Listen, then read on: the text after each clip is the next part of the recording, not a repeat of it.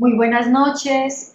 Quiero agradecer a la Sociedad Colombiana de Cardiología por esta invitación.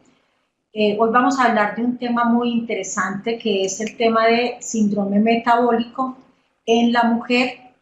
Quiero agradecer especialmente al capítulo de cardiología de la mujer.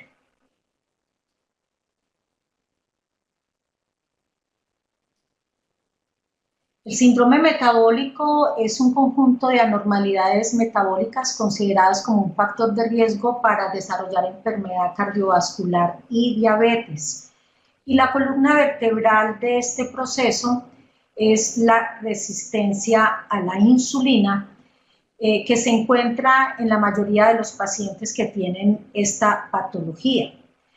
Si nosotros hacemos un análisis en términos de factores de riesgo cardiovascular, es muy importante que tengamos claro que la inactividad física, la obesidad abdominal asociada a factores de riesgo como aumento de colesterol total, aumento de triglicéridos, HDL bajo, se convierten en un continuum del desarrollo del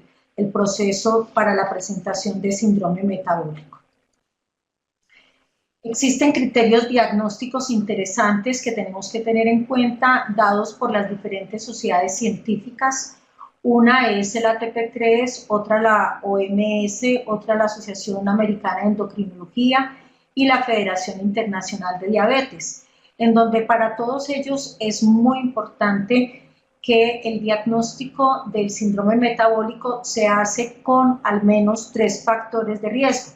en donde uno de ellos tiene que ver con el incremento de la circunferencia de la cintura. Entonces, el aumento de la circunferencia de la cintura más 2 criterios más, que puede ser elevación de triglicéridos mayores a 150 o HDL menor de 40 en hombres y menor de 50 en mujeres, presión arterial mayor a 130/85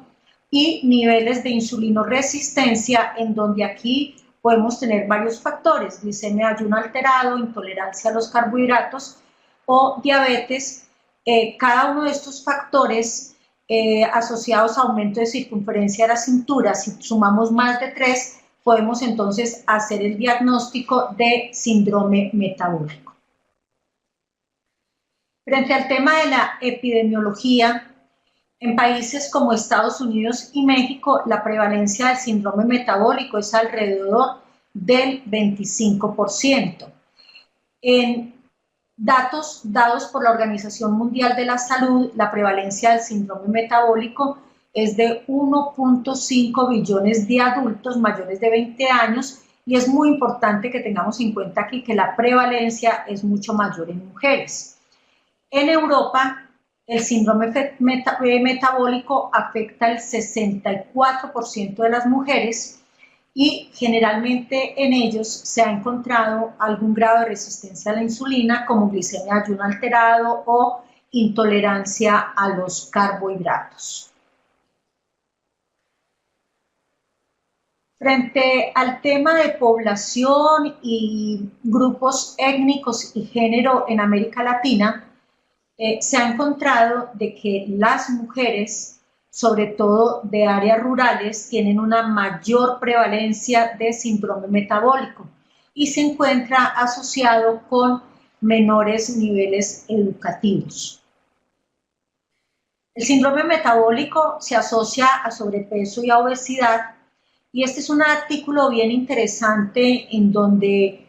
se plantea que el síndrome metabólico tiene una mayor asociación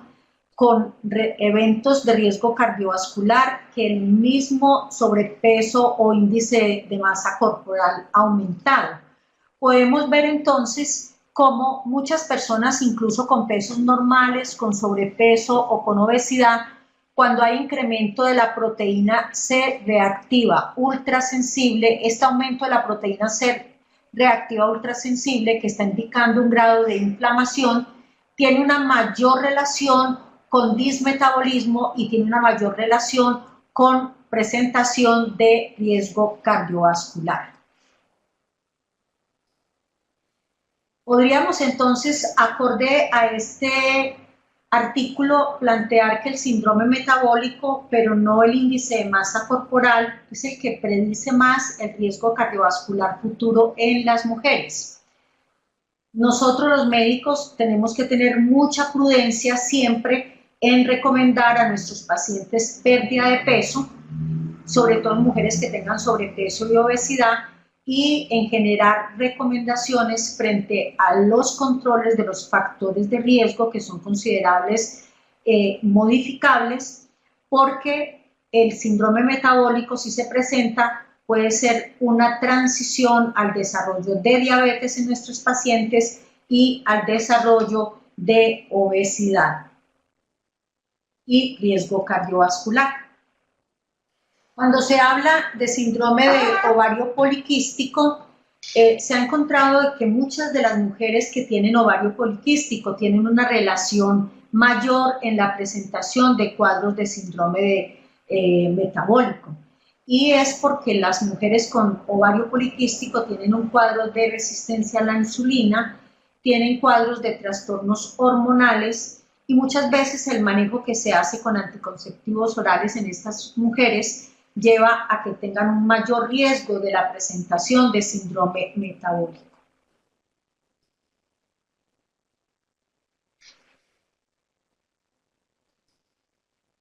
La menopausia es otro factor de riesgo para el desarrollo de síndrome metabólico. Las mujeres que entran a tener procesos de disfunción ovárica, la disminución de los estrógenos lleva a alteraciones metabólicas como elevación de triglicéridos, disminución del colesterol HDL, y esto hace que este dismetabolismo lleve a una mayor presentación de cuadro de síndrome metabólico en la etapa de la menopausia. ¿Qué es lo que pasa en el proceso de pre a posmenopausia? Es muy importante que tengamos claro que en la premenopausia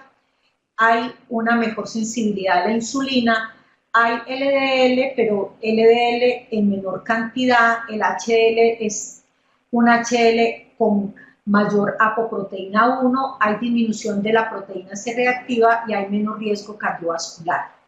¿Qué sucede cuando una persona entra a la etapa de la menopausia? Se va a encontrar entonces una mayor presentación de grasa intraabdominal, mayor resistencia a la insulina, presencia de LDL pequeños y densos, disminución del colesterol de alta densidad HL2 y disminución por ende de la apoproteína 1, aumento de proteína C reactiva ultrasensible y por ende mayor riesgo cardiovascular. Como vemos entonces, esa etapa de transición de pre a posmenopausia lleva a mayor riesgo de eventos cardiovasculares. La menopausia entonces podríamos hablar si la podemos considerar como un factor de riesgo cardiovascular. La respuesta a esta pregunta es sí, y se ha planteado que a menor edad de la menopausia, mayor es el riesgo cardiovascular, y entre más tardía la menopausia, menos es el riesgo cardiovascular. ¿Por qué son importantes entonces los estrógenos? Los estrógenos tienen un papel fundamental porque estimulan el sistema colinérgico, porque ayudan a prevenir la atrofia neuronal y porque incrementan el flujo sanguíneo. Acordémonos que los estrógenos producen una liberación directa de óxido nítrico y como tal es un protector a nivel del endotelio vascular. ¿Cuáles son entonces los principales factores de riesgo en la posmenopausia? Se habla de que los principales factores es la disfunción del endotelio, alteración en el perfil lipídico, en donde se va a encontrar elevación de colesterol total, elevación de colesterol LDL, disminución de HDL, hay una disminución de la protección de la ateromatosis y en la menopausia se va a presentar un aumento de los factores de la coagulación porque hay una alteración muy importante en el sistema fibrinolítico. Y también se van a encontrar alteraciones de las cifras tensionales y esto es mediado por moléculas vasoactivas porque en la posmenopausia se aumenta la producción de endotelina y se disminuye la producción del óxido nítrico, que es la sustancia vasodilatadora endógena más potente que nosotros tenemos en nuestro organismo. Frente a la edad y la menopausia, ¿cuál es el riesgo y la asociación con riesgo cardiovascular?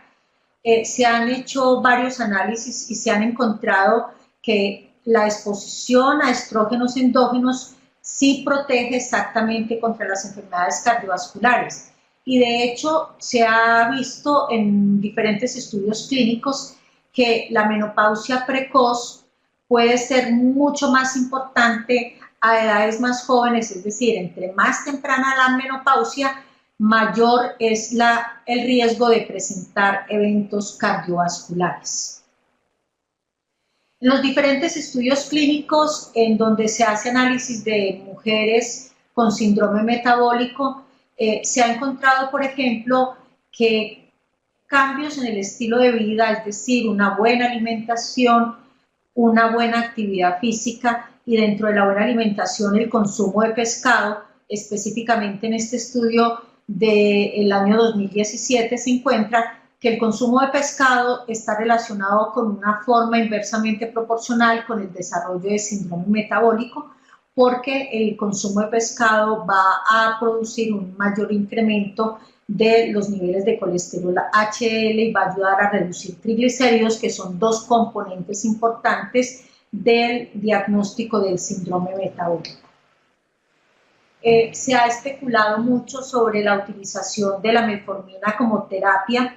en el paciente con síndrome metabólico y en el paciente con síndrome de ovario poliquístico. Tenemos claro de la importancia de este medicamento en disminuir la resistencia a la insulina y ya dijimos que la resistencia a la insulina es como la columna vertebral del desarrollo del síndrome metabólico. Entonces, per se, una persona que tenga un dismetabolismo puede beneficiarse de la terapia con metformina. Sin embargo, todos los estudios que se han venido haciendo, esto es una revisión muy interesante del 2017, los estudios son heterogéneos y parece que en esto faltan todavía muchos ensayos clínicos aleatorizados con mejor diseño estadístico para establecer definitivamente si existe o no beneficio en las variables evaluadas. Pero lo que sí tenemos que tener claro es que la metformina es el mejor medicamento para disminuir resistencia a la insulina y que si en el síndrome metabólico esa es la columna vertebral, pues es un medicamento que nos puede ayudar mucho a los pacientes con síndrome metabólico. Hay otros medicamentos en el mercado que disminuyen la resistencia a la insulina o que se llaman drogas insulinosensibilizantes. Dentro de este grupo, fuera de la metformina, están las glitazonas, rosiglitazona y pioglitazona, y se han hecho estudios a ver qué pasa en mujeres con síndrome de ovario poliquístico, en mujeres que tienen cuadros de oligoamenorrea o que tienen problemas de fertilidad, y se ha encontrado que en estos ensayos clínicos, más de 44 con más de 3.992 mujeres, la evidencia señala que en este grupo de población hay un aumento de los embarazos clínicos, hay una mejoría en la función ovulatoria cuando se utilizan estos medicamentos y falta por ende en estos estudios demostrar incremento en productos vivos de la gestación.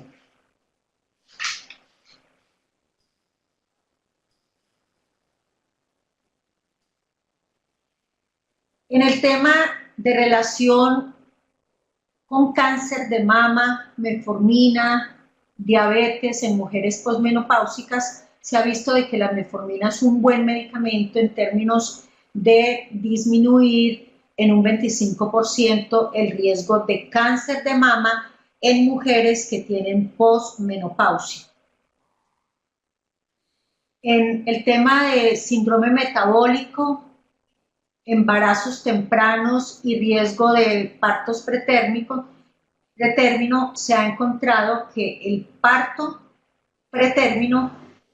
tiene esas personas riesgo de desarrollar 3 veces más frecuente cuadros de síndrome metabólico, tanto la madre como los niños, y es más frecuente que estos partos pretérmicos se den en mujeres hipertensas y está asociado con cuadros de resistencia a la insulina.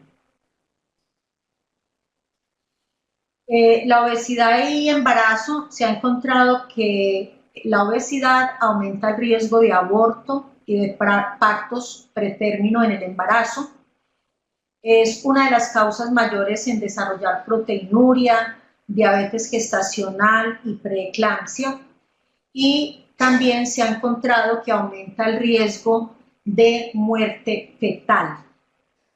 Hay mayor riesgo de cesárea en las mujeres obesas, mayor riesgo de presentar endometritis y mayor riesgo de enfermedades tromboembólicas. Por lo tanto, uno de los componentes del síndrome metabólico, que es la obesidad de carácter abdominal, el sobrepeso, debemos manejarlos previo a que estas mujeres entren en procesos de embarazo. Y frente al tema de contracepción hormonal, los anticonceptivos hormonales en las mujeres con síndromes metabólicos, se ha encontrado que cuando se utilizan anticonceptivos con dosis bajas de estrógenos, pueden considerarse seguras en mujeres con síndrome metabólicos, pero es muy claro que se debe evitar la utilización de altas dosis de progestágenos porque agravan el cuadro del síndrome metabólico. La utilización del DIU con levonorgestrel no ejerce efectos negativos en los pacientes con síndrome metabólico, en las mujeres que están haciendo control anticonceptivo. Y este es un artículo bien interesante en donde se muestra que el riesgo de las complicaciones en el embarazo en las pacientes con síndrome metabólico puede aumentar y pueden aumentar complicaciones tanto de carácter obstétricas como complicaciones como eventos adversos en el neonato, y puede aumentar también el riesgo de presentación de síndrome metabólico y de diabetes tanto en la madre como en la descendencia. De aquí nace un concepto importante de lo que es la prevención primordial, y es importante que toda mujer que va a quedar embarazada tenga un buen control prenatal.